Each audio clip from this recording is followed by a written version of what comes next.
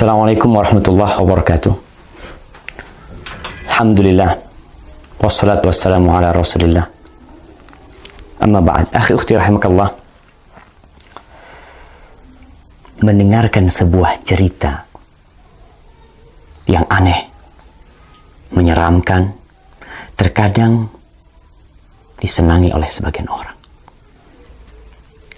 Tapi bagaimana kalau ternyata cerita yang disampaikan adalah bohong dan dusta? Maka kita tidak akan suka dengan pelakunya.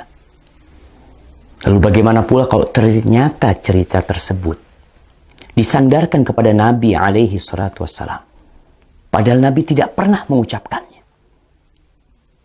Kalau di negeri kita sekarang pemerintah sedang memerangi hoax, dusta, maka para ulama umat Islam sejak dahulu kala memerangi dusta atas nama Nabi alaihi salatu wassalam. Tadi pagi ana mendapatkan kiriman sebuah video pendek yang menceritakan tentang bakal terjadi sesuatu yang mengerikan apabila pertengahan Ramadan itu tepat pada hari Jumat. Dengan semangat dia membacakannya, membuat orang yang menontonnya akan tertarik dan mungkin percaya. Dan memang dusta apabila diulang-ulangi, disebarkan, terkadang bisa menjadi sesuatu yang diyakini oleh manusia kebenarannya, padahal itu hoax. Dan Rasul sallallahu alaihi wasallam mengatakan, "Man kadzaba alayya muta'ammidan falyatabawwa maq'adahu minan nar." Barang siapa yang sengaja berdusta atas nama aku, hendaklah dia bawa kursinya, tempat duduknya ke neraka. Maka jangan mudah-mudah menyebarkan hadis palsu, hadis dhaif, kecuali memberikan penjelasan. Kalau hadis itu palsu atau hadis itu dhaif. Ana akan bacakan hadisnya. An Ibnu Mas'ud, dari Abdullah bin Mas'ud radhiyallahu taala anhu qala, qala Rasulullah sallallahu alaihi wasallam, Rasulullah sallallahu alaihi wasallam bersabda, padahal Nabi tidak pernah menyabdakan hal ini. Idza kana sayhatun fi Ramadan, fa innahu yakunu ma'ma'atun fi Syawal, wa tamyizul qabail fi Dzil Qa'dah, wa tasfikud dima' fi Dzil Hijjah, wal muharram wa mal muharram yaquluha 3 marrat, hayhata hayhata يقتل الناس فيه هرجا هرجا. قلنا وما الصيحة يا رسول الله؟ قال هذه في النصف من رمضان ليلة الجمعة فتكون هذه توقظ النائم وتقعد القائم وتخرج العواتق من خدورهن في ليلة جمعة في سنة كثيرة الزلزال والبرد. فإذا وافق شهر رمضان في تلك السنة ليلة الجمعة فإذا صليتم الفجر من يوم الجمعة في النصف من رمضان فادخلوا بيوتكم وأغلقوا أبوابكم وسدوا كوكم ودثروا أنفسكم وسدوا آذانكم فإذا أحسستم بالصيحة فخروا لله سجدا وقال سبحان القدوس ربنا القدوس فإن من فعل ذلك نجا ومن لم يفعل هلك. Jamaah rahimakumullah. Ramadan tahun ini, tanggal 15 Ramadan, insya Allah hari Jumat. Ini yang menyebabkan penyebar hadis ini. Karena hadis ini seakan-akan akan berlaku tahun ini. Yang artinya, dari Abdullah bin Mas'ud radhiyallahu ta'ala anhu, Rasulullah sallallahu alaihi wasallam bersabda, apabila ada suara dahsyat tepat di bulan Ramadan, maka itu akan terjadi beruntun sampai bulan Syawalnya. Banyak di antara golongan manusia lebih memisahkan diri. Mereka bergerombol-gerombol di bulan Dzul Hijjahnya. Pertumpahan darah banyak terjadi di bulan Dzul Hijjah tersebut. Juga semakin klimak ketika masuk di bulan Muharram. Rasulullah SAW menyebutkan hal itu 3 kali. Apa yang harus kami lakukan di bulan Muharram? Para sahabat bertanya, sayang.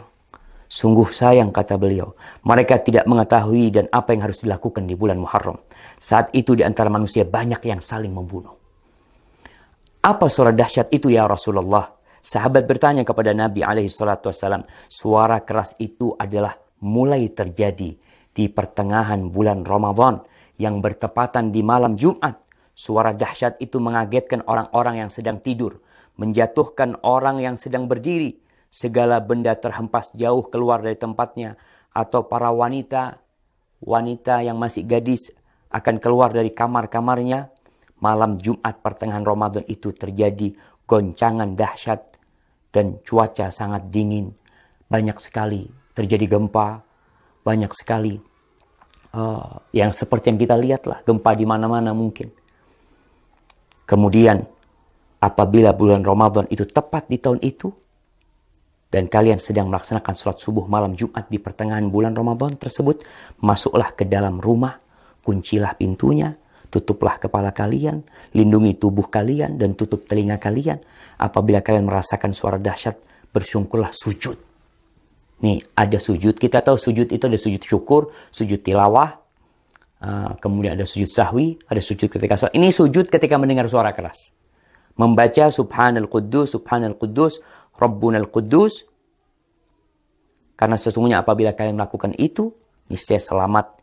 Jika tidak, tentunya akan binasa.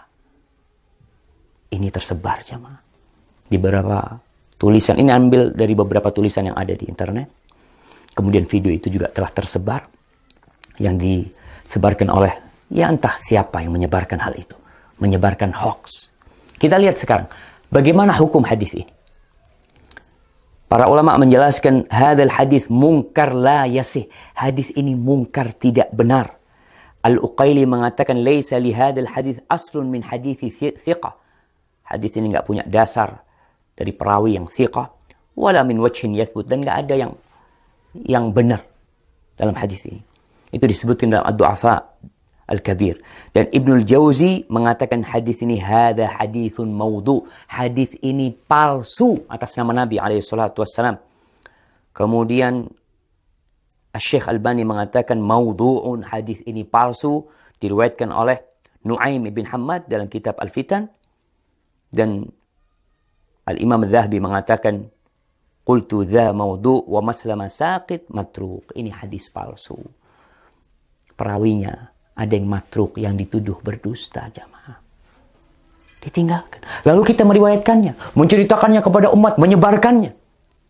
Atas nama Nabi SAW, Nabi bersabda, padahal Nabi tidak pernah menyabdakan hal itu. Jamaah, ma min qaul. Tidak ada satu ucapan yang keluar, melainkan ada raqib, ada atid. Ma yalfidu min qaulin illa ladaihi raqibun atid. Akan ada yang mengawasi, mencatatnya. Tapi mungkin sebagian mengatakan, Ustaz kan boleh meriwayatkan hadis dhaif. Kan ada ulama yang berpendapat seperti itu. Kan ada khilaf di antara para ulama. Nah, Anda akan sebutkan para ulama yang membolehkan meriwayatkan hadis dhaif. Yang pertama mereka mengatakan ini dalam fadailul a'mal. Dalam fadilah beramal. Bukan dalam menceritakan hal yang gaib. Yang mana itu berkaitan dengan akidah seorang hamba nanti. Boleh mengamalkan hadis-hadis dhaif dalam fadailul a'mal dengan catatan 3. Yang pertama, hadisnya tidak terlalu dhaif. Kalau yang tadi palsu. Yang kedua, hadis ini masuk dalam kaidah umum sebenarnya. Yang ketiga, tidak boleh meyakini ketika mengamalkan bahwa itu dari Nabi SAW. Hanya orang ini hati-hati mengamalkannya. Maka hadis palsu, hadis yang dhaif sekali tidak boleh. Kalau antum mau menyampaikan sebuah hadis yang dhaif, sampaikan kalau ini dhaif, kalau ini palsu, agar orang faham dan mereka tidak tertipu dengan apa yang kita sampaikan. Barakallahu fikum.